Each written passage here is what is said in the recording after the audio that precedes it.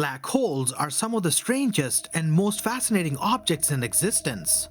They are extremely dense, with such immense gravitational attraction that not even light, which is the fastest entity in our universe, can escape their grasp. This means we cannot really see a black hole since no light can be reflected off its surface. So how did we first discover them? And how do these mysterious objects even form? Let's explore some of these mysteries behind black holes.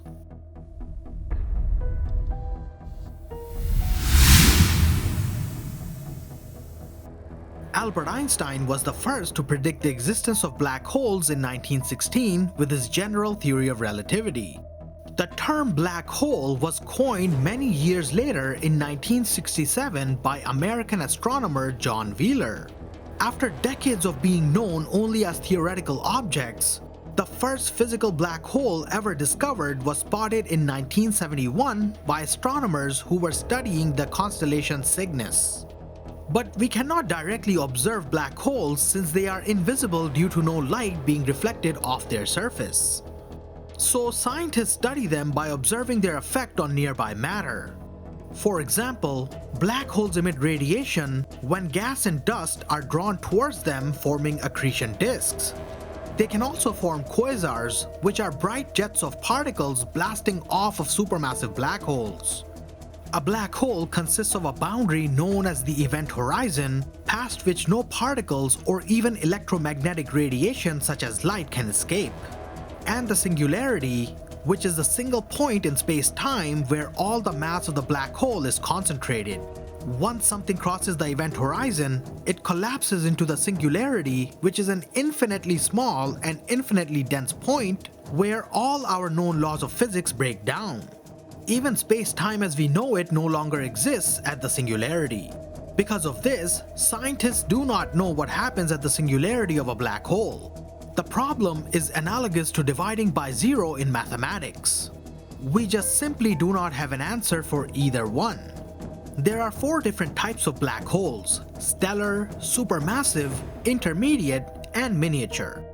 Stellar and supermassive black holes are the most common among these. Stellar black holes are formed when very large stars, about 8 to 10 times the mass of our Sun, burn through the last of their fuel. They start to fuse heavier and heavier elements until they reach iron, when the core collapses and the star implodes, adding even more mass to its core. This results in a supernova explosion, resulting in the death of a star and the birth of a black hole. Black holes formed by the collapse of individual stars are relatively small but incredibly dense. Scientists estimate that our Milky Way galaxy alone may contain a few 100 million stellar black holes. While stellar black holes populate the universe, supermassive black holes dominate. They can be millions or even billions of times as massive as our Sun, with relatively bigger diameters than stellar black holes.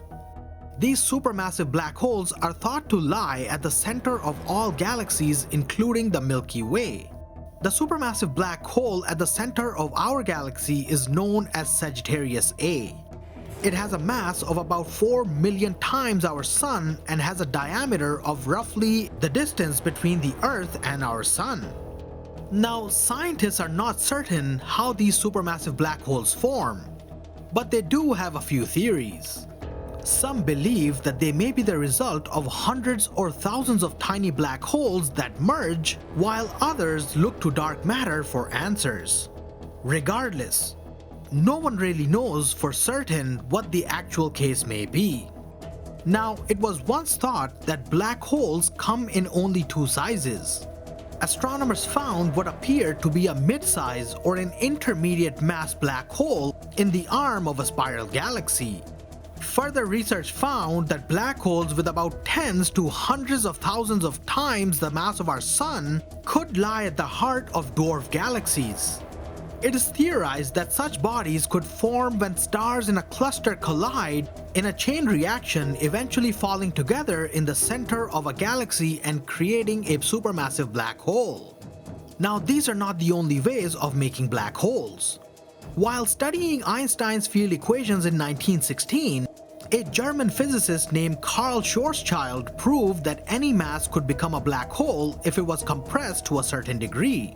He called it the Schwarzschild radius and defined it as the radius below which the gravitational attraction between the particles of a body must cause it to undergo irreversible gravitational collapse.